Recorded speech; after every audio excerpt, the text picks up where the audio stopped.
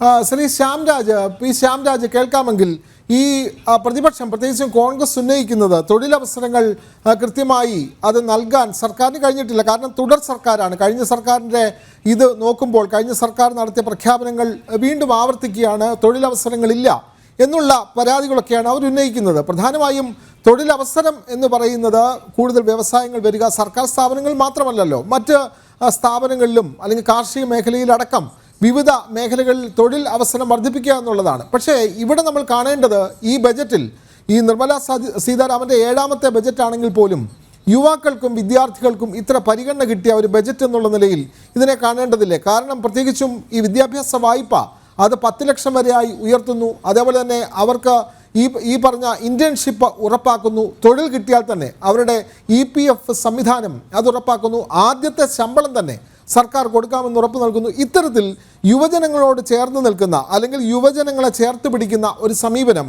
ഈ ബജറ്റിൽ ഉണ്ട് എന്ന് നമുക്ക് കൃത്യമായി അറിയാൻ കഴിയും. അതും ഈ തൊഴിൽ നമ്മുടെ രാജ്യത്തെ എത്രമാത്രം ആളുകൾക്ക് തൊഴിൽ ലഭിക്കുന്നു, ഇത് രണ്ടും കൂടി എങ്ങനെ നമുക്ക് താരതമ്യം ചെയ്ത് പറയാൻ കഴിയും?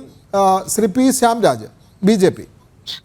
ഒന്ന് ഔട്ട് ഓഫ് സിലബസ് ആണ് നമ്മൾ പറഞ്ഞ വിഷയത്തിൽ നിന്ന്, അല്ലെങ്കിൽ കൂടി ബഡ്ജറ്റുമായിട്ട് ബന്ധപ്പെട്ട് രണ്ട് കാര്യങ്ങൾ പറഞ്ഞുകൊണ്ട് ഞാൻ തുടങ്ങാം.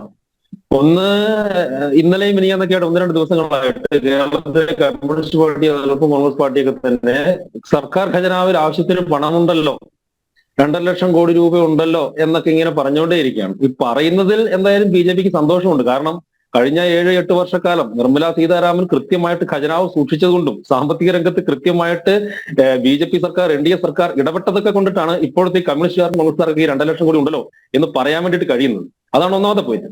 രണ്ടാമതായിട്ട് ഇപ്പോൾ ബീഹാറിനെ കുറിച്ചിട്ടും അതോടൊപ്പം തന്നെ ആന്ധ്രാപ്രദേശിനെ കുറിച്ചിട്ടുമൊക്കെ പറയുകയുണ്ടായി. അവിടെ മാത്രമല്ലെന്നേ, നിങ്ങൾ ആ ബഡ്ജറ്റിന് നിങ്ങൾ ആ ബഡ്ജറ്റിന്റെ പൂർണ്ണമായിട്ടുള്ള രൂപം ഒന്ന് എടുത്ത് വായിച്ചു നോക്കൂ.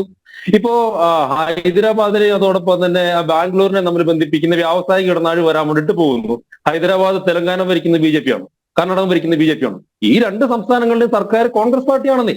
അപ്പൊ ഇവിടെ സംസ്ഥാനങ്ങൾക്ക് ഫണ്ട് അലോട്ട് ചെയ്യുന്നത് അല്ലെങ്കിൽ ചില പ്രഖ്യാപനങ്ങൾ ഉണ്ടാവുന്നതൊക്കെ എന്തെങ്കിലും രാഷ്ട്രീയപരമായിട്ടുള്ള കാരണങ്ങൾ കൊണ്ടല്ല. അതാ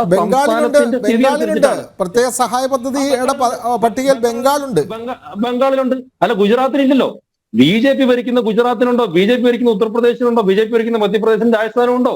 അപ്പോ ഇതൊന്നും ഇവർ പറയില്ല. ഇവര് ബീഹാറിനും അതോടൊപ്പം തന്നെ ആന്ധ്രാപ്രദേശിനും കൊടുത്തു എന്നുള്ളത് കൊണ്ട് ഇവരുണ്ടാക്കിയ ചില നറേറ്റീവ്സുമായിട്ട് ബന്ധപ്പെട്ട് ഇന്നലെ ഇന്നുമൊക്കെ ആയിട്ട് ഇങ്ങനെ കറങ്ങിക്കൊണ്ടിരിക്കുക. ഇതിനപ്പുറത്തേക്ക് ഈ വാദത്തിന് യാതൊരു പ്രസക്തിയുമില്ല. ജാർഖണ്ഡിന് കൊടുത്തിട്ടുണ്ട്.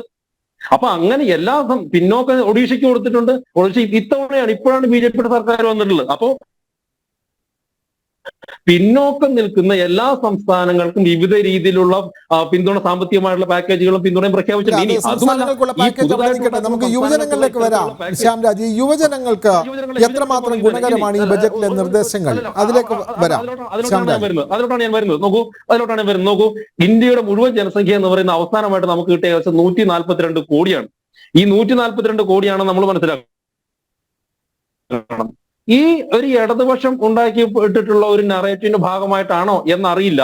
ഈ ജോലി പ്രൊഡ്യൂസ് ചെയ്യുക എന്ന് പറഞ്ഞാൽ അതെല്ലാം സർക്കാർ സംവിധാനങ്ങളിൽ ജോലി കൊടുക്കുകയാണ് എന്ന് ഇടതുപക്ഷവും അതോടൊപ്പം തന്നെ കോൺഗ്രസ് പാർട്ടിയും അടിക്കടി പറയാറുണ്ട്. ഇനി ഈ ഇടതുപക്ഷവും അതോടൊപ്പം തന്നെ കോൺഗ്രസ് പാർട്ടിയും അധികാരത്തിലെത്തിയപ്പോൾ എവിടെയെങ്കിലും, കേരളത്തിലടക്കം എവിടെയെങ്കിലും ഇവർ പറയുന്ന രീതിയിലുള്ള ഒരു സംവിധാനം നടപ്പാക്കിയിട്ടുണ്ടോ? കേരളത്തിലെ PSCയിൽ എത്ര ഒഴിവുകളാണ് ഇനിയും ഫില്ല് ചെയ്യാൻ വേണ്ടിയിട്ടുള്ളത്?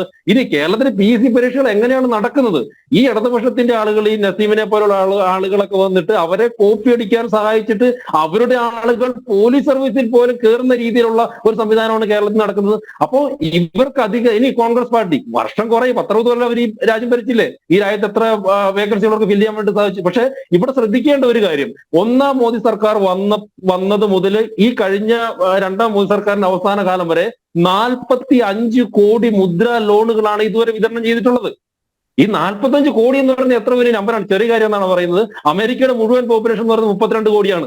ലോകത്തിലെ ഏറ്റവും വലിയ രാജ്യമായിട്ടുള്ള റഷ്യയുടെ ടോട്ടൽ പോപ്പുലേഷൻ എന്ന് പറയുന്നത് 15 കോടിയാണ്. 45 കോടിയോളം വരുന്ന മുദ്രാ ലോണ്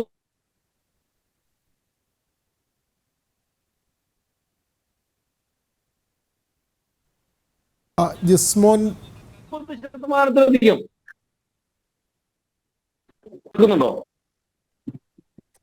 നമുക്ക് മടങ്ങി വരാം.